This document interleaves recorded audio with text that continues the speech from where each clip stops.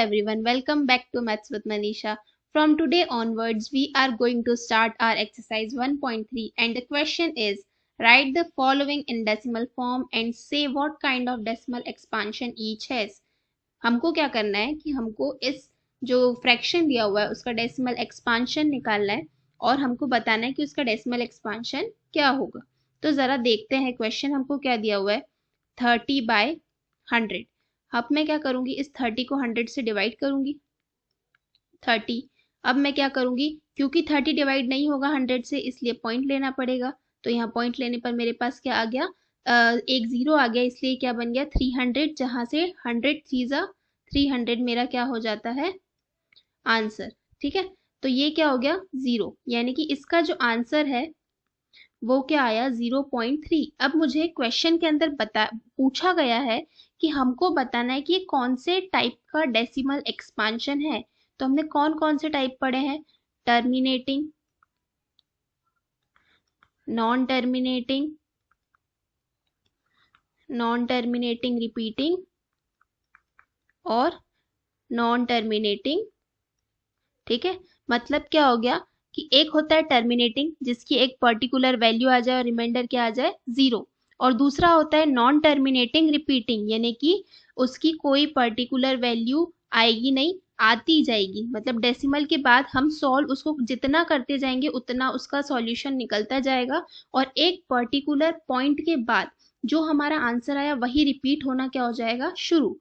और non terminating के अंदर क्या होता है कि वैल्यू कभी भी रिपीट नहीं होती और कभी भी खत्म नहीं होती है।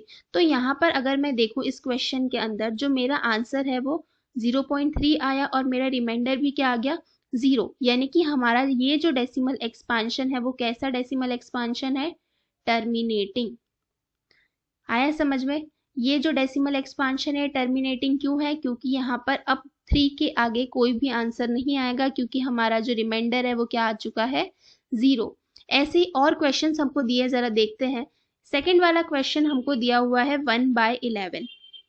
1/11 अगर मैं 11 से 1 को डिवाइड करती हूँ तो क्या होगा, 0.0 लूंगी तब भी नहीं होगा, एक जीरो लेने के बाद जीरो लूंगी। 11 10 जा कितना होता है 110, 11 9 जा मैं कितना लूंगी 99, माइनस कितना बचेगा 1, फिर पॉइंट लिया है जीरो लूंगी नहीं होगा, एक जीरो लगा के फिर जीरो लूंगी तो कितना आ जाएगा 9 टाइम में 99, तो ये माइनस करने पे फिर 1 आएगा। क्या ये वैल्यू रिपीट हो रही है 0909? हाँ रिपीट हो रही है, मतलब जितना मैं पॉइंट से वैल्यू जीरो लेती जाऊंगी उतना क्या होता जाएगा, ये रिपीट होता चला जाएगा। तो ये क्या हो जाएगा non terminating, non terminating and repeating, क्योंकि यहाँ पर क्या हो रहा है नॉन टर्मिनेटिंग एंड रिपीटिंग। क्यों भाई ऐसा क्यों हो रहा है, क्योंकि 09 जो है हमारा अब क्या होने वाला है रिपीट। तो इसका आंसर मैं कैसे लिखूंगी 0.09 के ऊपर बार, क्योंकि हमारा रिपीट क्या हो रहा है 09। ऐसे ही एक और क्वेश्चन इधर हमको दिया हुआ है, जरा इसको भी देख लेते हैं। 4:1/8, तो सबसे पहले इसको सॉल्व करना पड़ेगा। इसको सॉल्व करेंगे तो क्या हो जाएगा 8 4 जा 32, 33/8 हमारे पास एक फ्रैक्शन है। अब मैं डिवाइड करती हूँ जरा, तो 8 को अगर मैंने 33 को अगर मैंने 8 से डिवाइड किया तो क्या हो जाएगा 8 4 जा 32, माइनस किया 1 बचेगा, पॉइंट लगाया 0, 8 1 जा 8, माइनस किया बचा 2, पॉइंट है 0 लिया, 8 3 जा 24, 8 2 जा 16, माइनस किया 4 बचेगा, पॉइंट है 0 लिया, 8 5 जा 40। देखो इसका भी रिमाइंडर हमारे पास क्या आ गया 0 आ गया। इसका आंसर क्या आया मेरे पास, आंसर मेरे पास आया 4.125 और ये कैसा डेसिमल एक्सपांशन है, एक टर्मिनेटिंग डेसिमल एक्सपांशन है, क्योंकि इसके आगे हमारा जो रिमाइंडर है वो क्या आ चुका है जीरो। इसके इस 5 के आगे कोई हमारी आंसर की वैल्यू नहीं आने वाली है। आया समझ में। अब और इसके आगे क्वेश्चन है, जरा देखते हैं हम क्वेश्चन नंबर 4। 1/8, देखो अगर 1/8 है यानी कि 1 को हमको 8 से डिवाइड करना है, करते हैं। 1 को अगर मैं 8 से डिवाइड कर रही हूँ तो क्या होगा, पॉइंट लेना पड़ेगा 0.8 1 जा 8 माइनस करने पे मेरे पास आएगा 2, पॉइंट है 0 लिया, 8 2 जा 16, माइनस किया मेरे पास 4 बचा, 8 5 ए पॉइंट है 0 लिया, 8 5 जा कितना होता है मेरा 40, यानी कि इसका भी रिमाइंडर क्या आ गया मेरे पास 0, यानी कि ये भी कैसा है हमारा टर्मिनेटिंग, यानी कि इसकी भी वैल्यू जो है अब खत्म हो गई है। क्या है हमारा ये कैसा डेसिमल एक्सपांशन है, टर्मिनेटिंग। एक और क्वेश्चन हमको इधर ही दिया हुआ है 11 2/11, जरा इसको सॉल्व करेंगे तो 11 इधर आएगा 2 इधर आएगा 0.20, 11 2 जा होता है 22, 11 1 जा 11, कितना आएगा 9, पॉइंट लगाया है 0 लेंगे, 11 8 जा 88, माइनस करोगे फिर कितना बचेगा 2, पॉइंट लोगे 0, 11 1 जा 11, माइनस करोगे कितना बचेगा 9।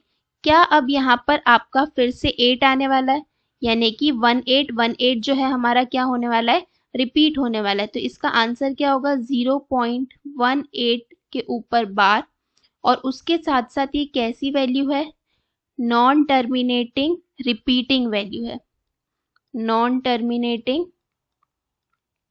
Repeating value. आई होप आपको ये सभी क्वेश्चन समझ आ रहे होंगे, कुछ ज़्यादा टफ तो नहीं है, बस प्रॉपर्टीज याद रखनी है, बाकी तो हम डिवीजन ही कर रहे हैं। नेक्स्ट क्वेश्चन अगर देखें जो कि लास्ट क्वेश्चन है, अगर मैं इसको डिवाइड करूं, यानी कि 329 को अब मुझे 400 से डिवाइड करना है। ज़रा अगर मैं इस क्वेश्चन को करूं तो यहाँ पर मुझे पॉइंट लेना पड़ेगा, हाँ भाई पॉइंट तो लेना पड़ेगा। अब आगे देखते हैं, देखो 4 8 जा कितना होता है 32, तो यानी कि अगर 400 को मैं 8 से डिवाइड करती हूँ तो 3200 हो जाएगा, हाँ हो जाएगा। अब जब मैंने माइनस किया तो ये 0 9 0 0 90 बचा, ठीक है। तो अब मैं क्या लूंगी पॉइंट से 0, 400 2 जा कितना होगा मेरे पास 800, माइनस किया कितना बचेगा 100। अब आगे अगर मैं इसको सॉल्व करूं तो कितना बच रहा है मेरे पास, देखो जरा, पॉइंट है फिर से मैं क्या ले लेती हूँ 0 हो जाएगा तो 1000 हो जाएगा, फिर से मैं क्या करती हूँ 8 2 जा 800, 4 2 जा 400 2 जा 800, माइनस किया कितना बचा 200, पॉइंट है एक 0 लिया, 405 जा कितना होगा मेरा, तो हाँ भाई 2000 होगा, 4 5 जा कितना होता है 20, तो 405 जा कितना होगा 2000, 0 0 0 0, हमारा क्या हो गया देखो, जो भी हमारा वो था क्या बोलते रिमाइंडर, वो क्या आ गया 0, और हमारा आंसर क्या आया 0.8225। ये कैसी वैल्यू है, ये कैसा डेसिमल एक्सपांशन है, तो भाई ये टर्मिनेटिंग डेसिमल एक्सपांशन है, क्योंकि इसका जो रिमाइंडर है वो कैसा आया 0।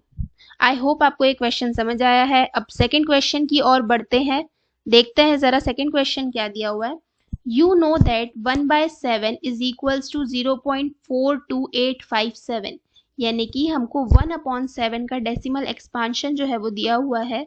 Can you predict what the decimal expansion of 2/7 3/7 4/7 5/7 and 6/7, यानी कि जितने भी फ्रैक्शंस हमको दिया उनके डेसिमल एक्सपांशन बताने हैं without actually doing a long division, बिना डिवीजन के, ठीक है। तो अब कैसे कर सकते हैं, क्या यहाँ पर हमको 1/7 का डेसिमल एक्सपांशन दिया है, हाँ भाई दिया है 0.142857, यही दिया हुआ है।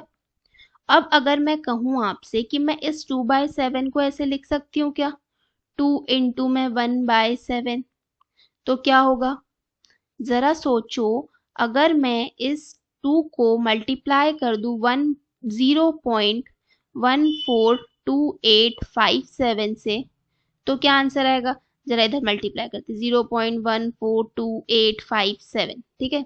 2 से मल्टीप्लाई करेंगे, 2 7 जा 14 कैरी गया 1, 2 5 जा 10 कैरी गया 1 11, 2 8 जा 16 7 कैरी गया 1, 2 2 जा 4 और एक 5, 2 4 जा 8, 2 1 जा 2, यानी कि 0.285714 जो है इसका क्या आएगा आंसर। देखो हमने डिवीजन भी नहीं किया और हमारा डेसिमल एक्सपांशन भी आ गया।